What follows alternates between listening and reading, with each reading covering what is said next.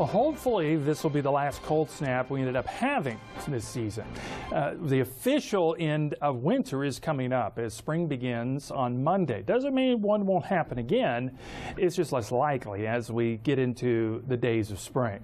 Of course, we have had ups and downs for quite some time. And boy, the temperature really did go back down on Wednesday. Remember, our high was only 61 degrees, and that's after a high temperature just a few days before that, which was up closer to the records on Saturday and Friday of last week.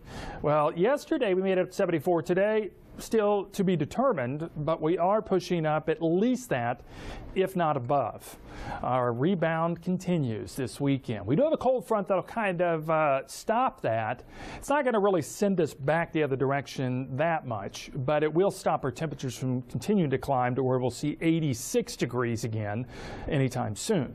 But it will continue to bring us some pleasant conditions as humidity stays low, and that front's going to be scheduled to come in late tonight into tomorrow morning. It will bring some clouds, but all the rain is going to be taken with that low up in the northeast into the mid-Atlantic. We are very dry and haven't had a lot of rain. And we got one or two good soakers, and that's about it. But over the course of a few months, we need several of those. And since we haven't seen that, the drought index, well, it has started to creep northward for the moderate drought. All of Osceola and half of Brevard County, all of Polk, under a moderate drought. The rest of us, well, we're abnormally dry, and if we don't get any rain soon, that's probably going to expand into a drought. And we're not seeing that with this next front. Hardly any moisture.